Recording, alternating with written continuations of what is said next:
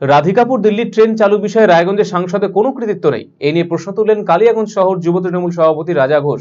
সোমবার কালিয়াগঞ্জ প্রেস ক্লাবে সাংবাদিক সম্মেলন করে তিনি অভিযোগ করে বলেন, রাধিকাপুর দিল্লি ট্রেন পুনরায় চালু হচ্ছে তা ভালো উদ্যোগ, কিন্তু এই ট্রেন চালু নিয়ে বর্তমান সাংসদের কোনো ভূমিকা বা কৃতিত্ব নেই।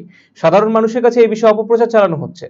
রাধিকাপুর থেকে দিল্লিগামী ট্রেন আগেই চালু ছিল, করোনার সময় ট্রেনটি বন্ধ হয়ে যায়। উল্লেখ্য, দুদিন আগে রেলের কাটিয়ার ডিভিশনের ডিআরএম সুরেন্দ্র কুমার বাংলাদেশ সীমান্তবর্তী প্রান্তিক স্টেশন রাধিকাপুর স্টেশনে পরিদর্শনে এসেছিলেন। এই ট্রেন চালু বিষয়ে তিনি এসেছিলেন। পরিদর্শনের সময় উপস্থিত ছিলেন রায়গঞ্জ লোকসভা কেন্দ্রের বিজেপি সাংসদ কার্তিক পালও। ডিআরএম জানিয়েছেন, আগামী 10-15 দিনের মধ্যে রাধিকাপুর দিল্লিগামী ট্রেন চালু করা হচ্ছে।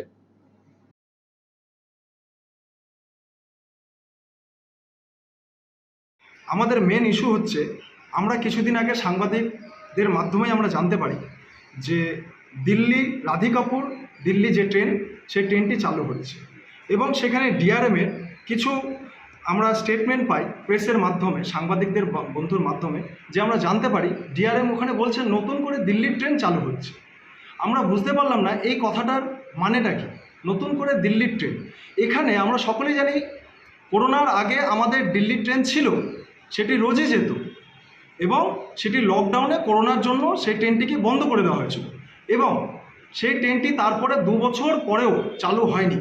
এখানে প্রতিনিয়ত উত্তর দিনাজপুর মার্চেন্ট অ্যাসোসিয়েশন, তৃণমূল যুব কংগ্রেস, আপামর কালিয়াগঞ্জের জনসাধারণ, কালিয়াগঞ্জ ব্যবসায়ী সমিতি সকলে মিলে অহরহ মেল এবং ডেপুটেশনের মাধ্যমে যে দাবি জানায় যে আমাদেরকে অবিলম্বে যে দিল্লির ট্রেন ছিল সেই ট্রেনটি যেন পুনরায় চালু করা হয়। এর একটি দাবি কিন্তু ছিল আগাগোড়া, সেই আমরা নোটিফিকেশন জানতে পারি এবং এমপি, বর্তমানে ভারতীয় জনতা পার্টি যিনি এমপি রয়েছেন, আমরা জানতে পারি বা শুনতে পারি বা উনি বলেন যা বা একটা পরিবেশ এমন করা হচ্ছে যে ওনার মাধ্যমে নতুন ট্রেন কালিয়াগঞ্জবাসী বা জেলাবাসী উপহার পেতে চলেছে।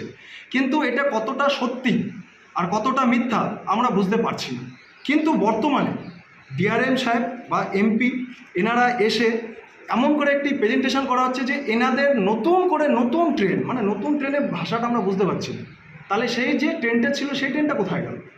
কিন্তু কালিয়াগঞ্জ তথা উত্তর দিনাজপুর জনসাধারণকে এমনভাবে বোঝানো হচ্ছে যে ভারতীয় জনতা পার্টি এখানকার জেতার পরেই সেন্ট্রাল থেকে এটা উপহার দেওয়া হচ্ছে, যেটা একেবারেই মানে মিথ্যাচার। ব্রেকিং নিউজ, আজকের বড় খবর চলে এসেছে পশ্চিম বাংলার কলকাতা থেকে। খোসলা ইলেকট্রনিক্স হয়ে গেছে পশ্চিমবঙ্গের লিডিং রিটেল চেইন। একমাত্র খোসলা ইলেকট্রনিক্সে পাবেন সেরা কাস্টমার সার্ভিস, সেরা দাম আর সেরা ইলেকট্রনিক্স প্রোডাক্ট ডিসপ্লে। আপনিও গিয়ে নিজে অভিজ্ঞতা করুন খোসলা ইলেকট্রনিক্সে। খোসলা ইলেকট্রনিক প্রাইভেট লিমিটেড, ঠিকানা মোহনবাটি বাজার, রায়গঞ্জ, রায়গঞ্জ জেলা আদালতের বিপরীতে।